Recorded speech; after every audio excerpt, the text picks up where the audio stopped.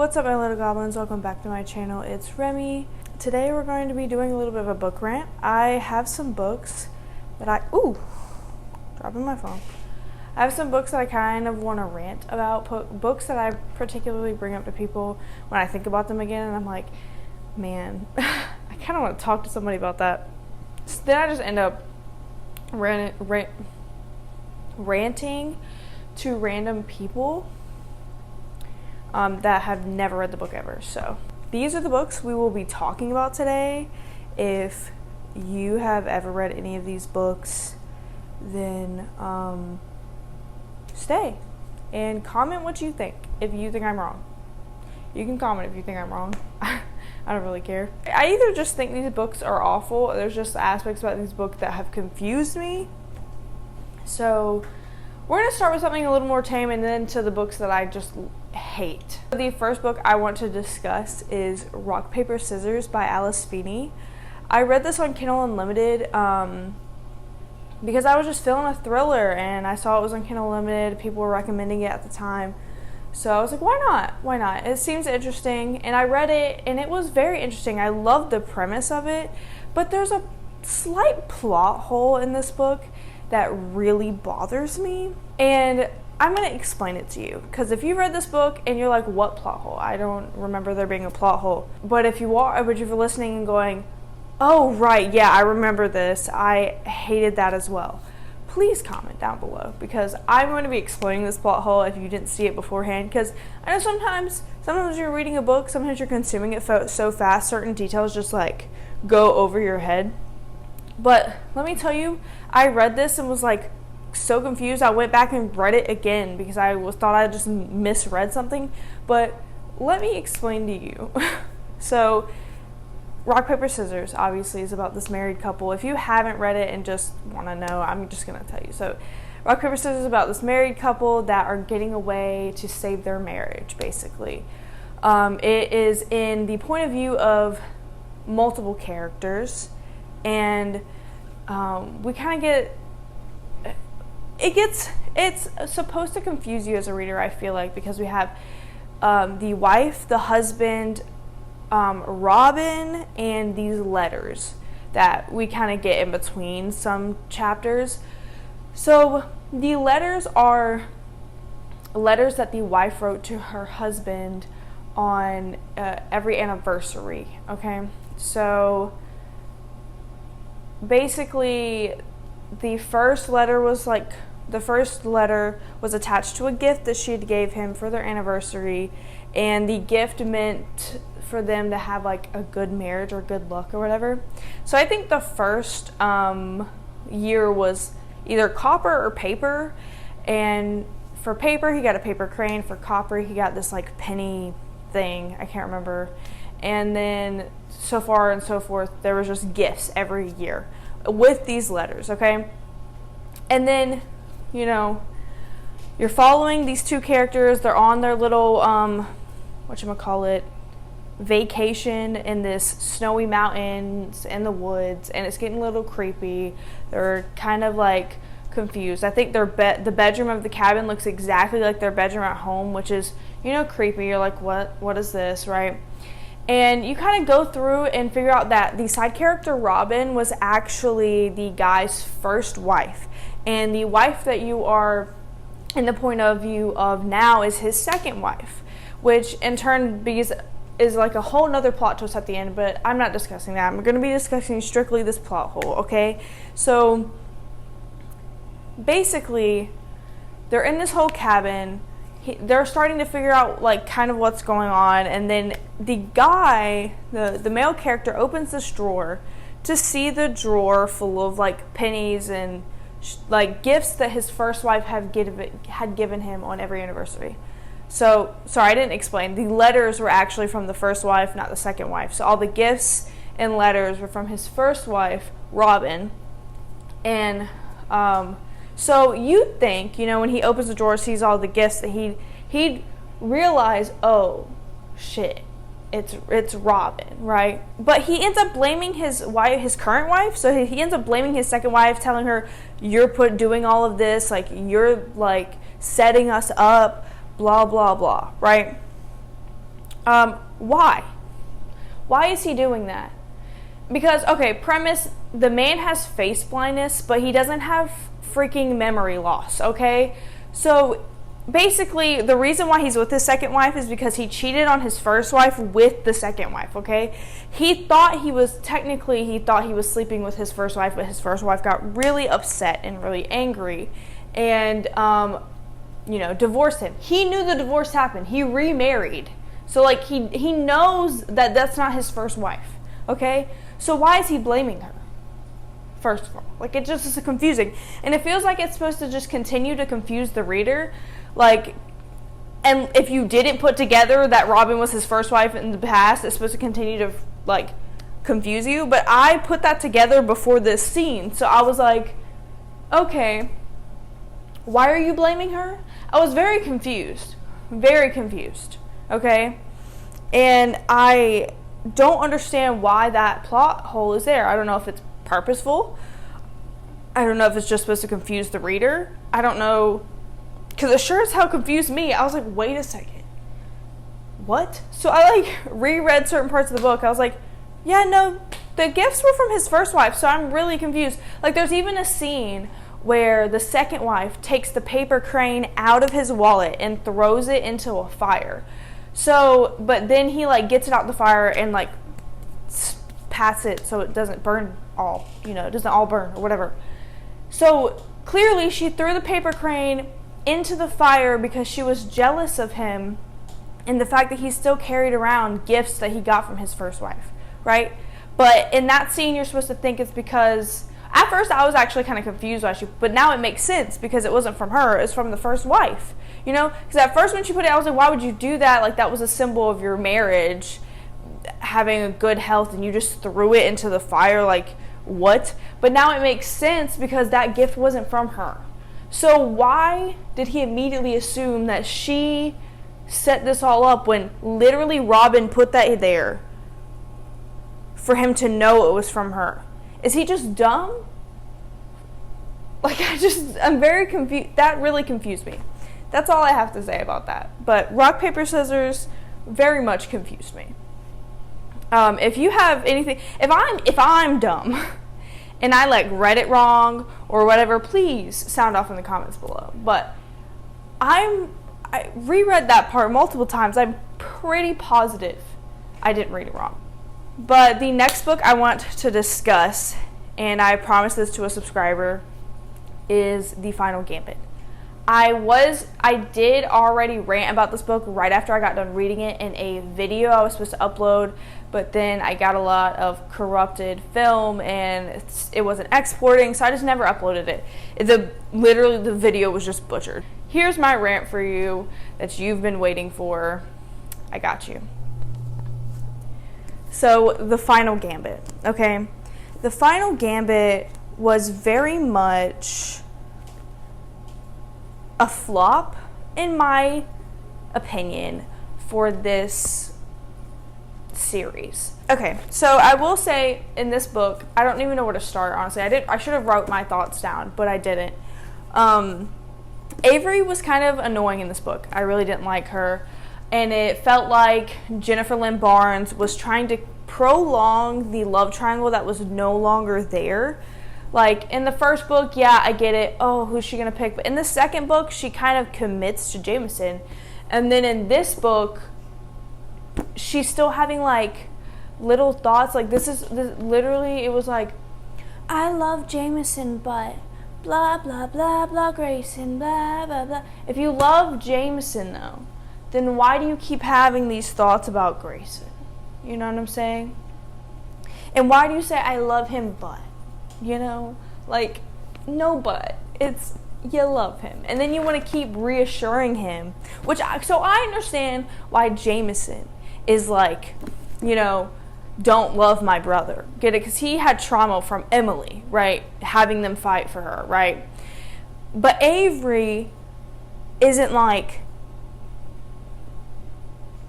she committed to Jameson, right?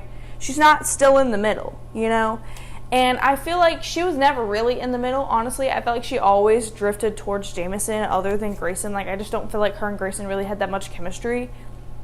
not in my opinion. I just wasn't feeling it. And so I feel like the chemistry was kind of forced in some scenes to make it kind of like a thing. I just didn't feel like it was ever really a love triangle. Maybe in the first book, definitely like it ended in the second book if there was one at all. So I just don't understand why it was still prolonged. So basically in this book, they're trying to find Tobias Hawthorne. Toby Hawthorne. Toby ran off, bye-bye at the end of, the second book, right? And then Eve comes to the mansion and is like, oh my God, someone took Toby. I'm Eve's real daughter. Oh no. Right? But really, Toby Hawthorne is actually Vincent Blake's grandson, because Vincent Blake's son, William, took advantage of, Emily's mother. Took advantage of Emily's mother when she was a child and got her pregnant with Toby Hawthorne, okay? Then they took Toby for adoption. The backstory if you've read these books, right? And so another thing I didn't like about this book is that Eve is supposed to look exactly like Emily, she literally writes it like Eve is a clone of Emily okay? And that just doesn't make any sense. It's because Toby and Emily's father was different. They had the same mother, but their fathers were different. So why would Eve, Emily's technically niece, right? Why would she look exactly like Emily? She's not Emily's daughter. She's Toby's daughter. Toby's mother is Mallory and William, right? Mallory Laughlin and Emily, names. There's so many names in here.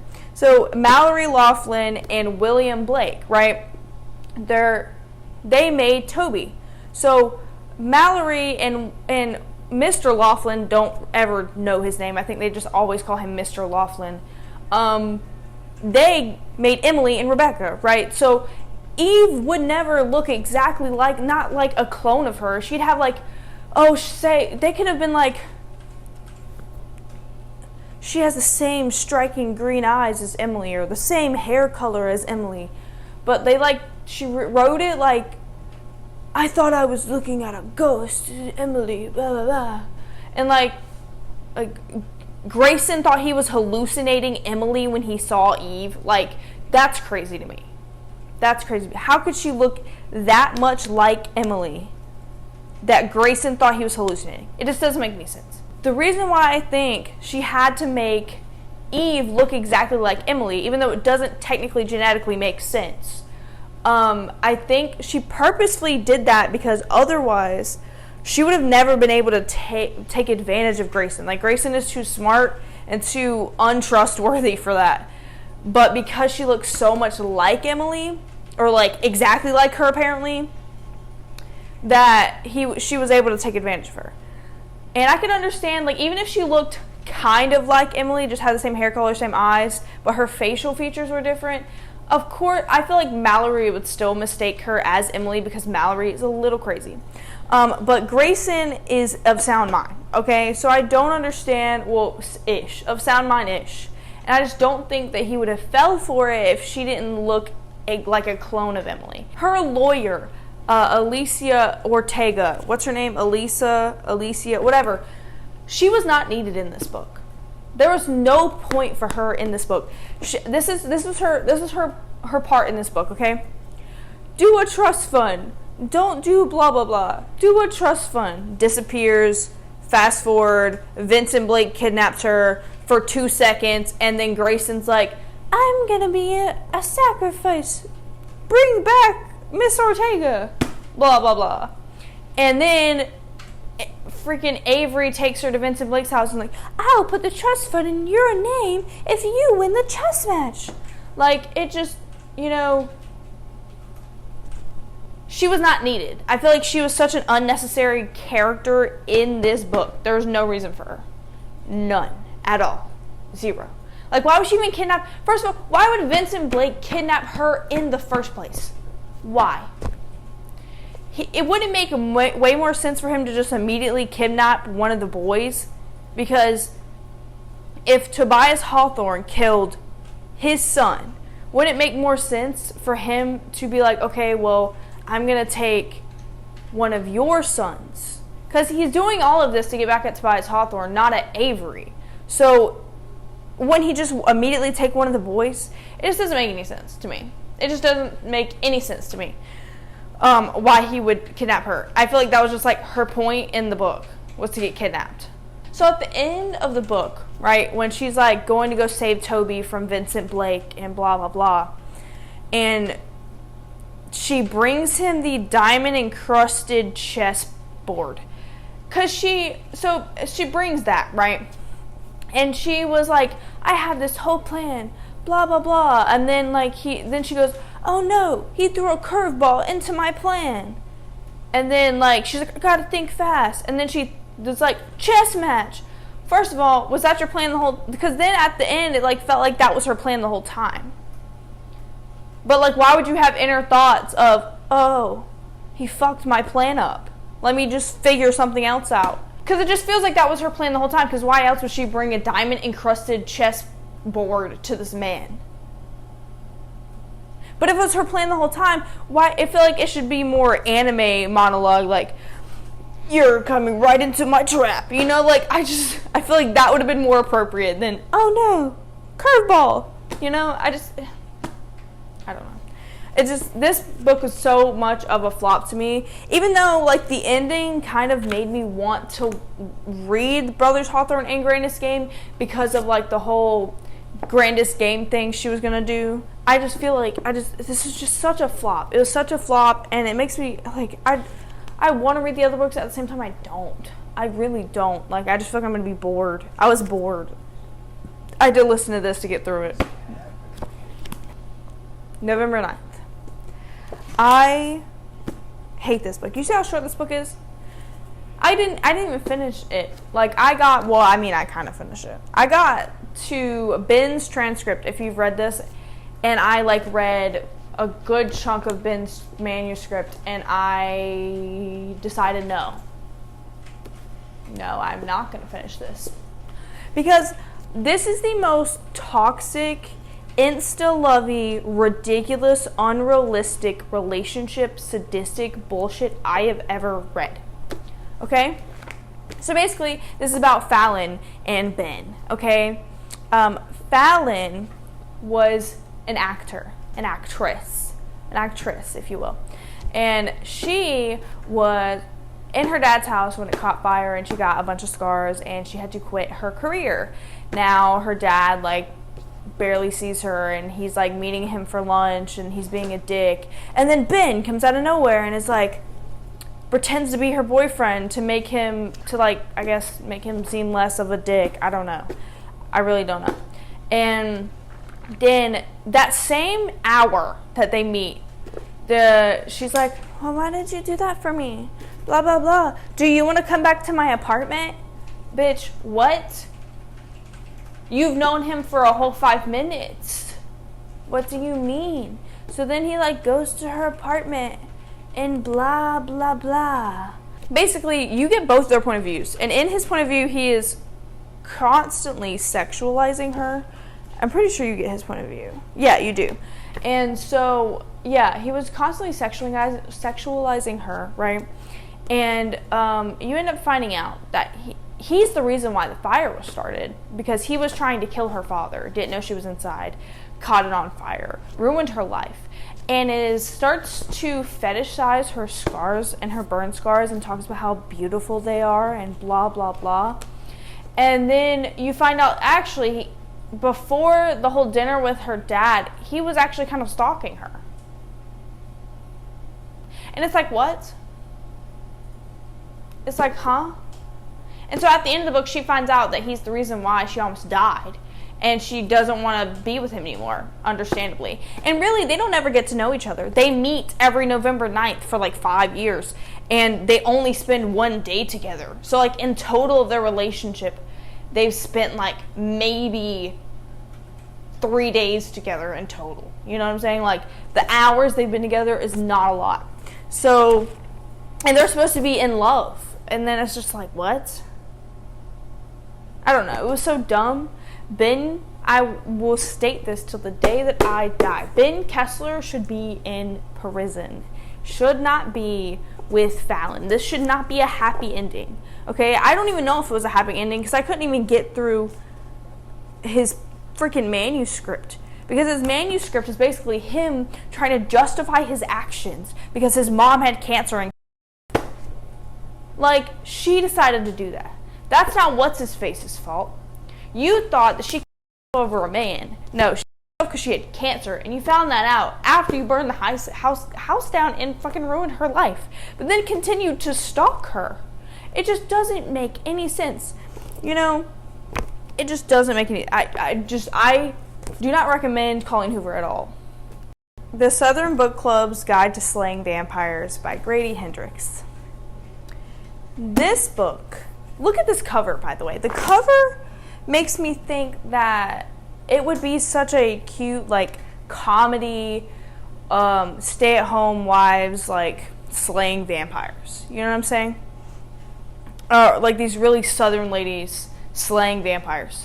That's what I thought it was. That's why I bought this book. I was told it was funny and gory and whatever. So, and I was like, hell yeah. I'm going to get this book. That sounds awesome.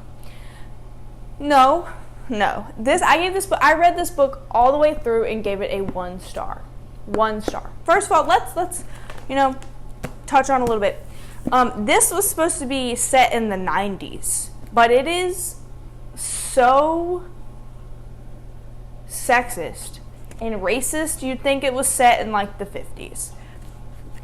When I had to remember that it was set, it literally says May 1993. Like, really not that long ago, okay? So, I don't understand. So, basically, these stay-at-home wives do end up having a book club, right?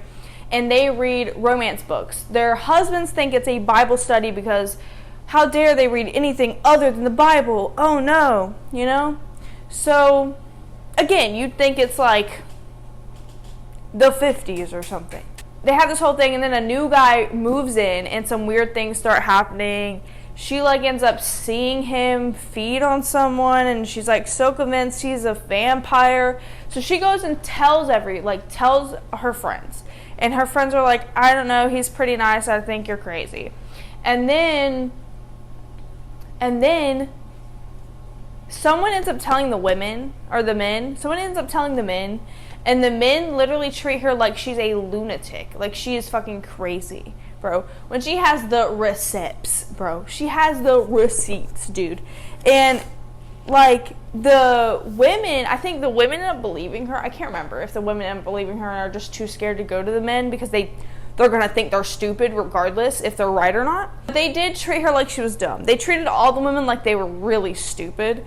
And it was just like, why? How this vampire, which I feel like this is such an unnecessary detail. They could have went with the classic, vampire feeds on your neck thing. He starts to feed on her 15-year-old daughter. And where does he feed on her from? Her upper inner thigh. What? And then it makes it super sexual. Like, the girl is, like, literally moaning and wants him to keep feeding on her, basically. And it's like, why?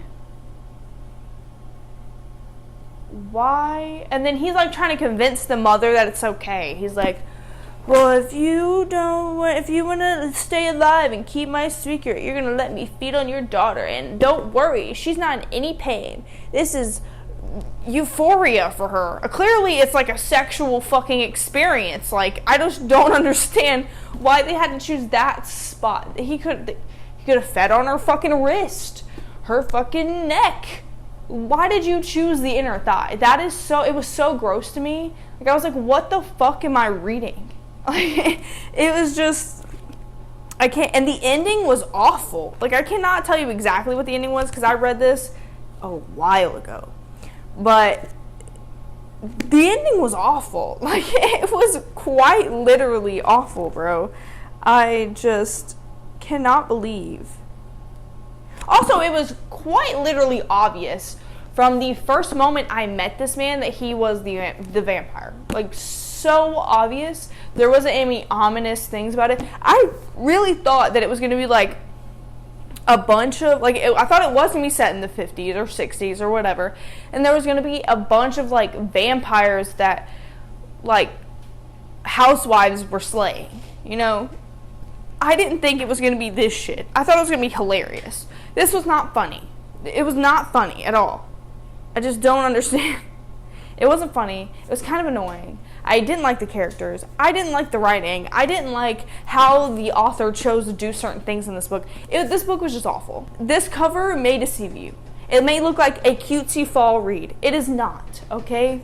It may not a cutesy fall read, but like a cool, thrilling horror fall funny read. No, it's not. I promise, it's not. It's awful. Don't read it. I know YouTubers that have read this book that love it, like Noelle Gallen. What's her name? I watch her. I used to watch her a lot more than I do now, but she loved this book. She's the reason why I bought this book. I could understand the gory part and how he wrote the gore. I did love that. That was one of the parts that she loved. I did love that. I just wish everything else was done differently. Like, I just hated how he did this book.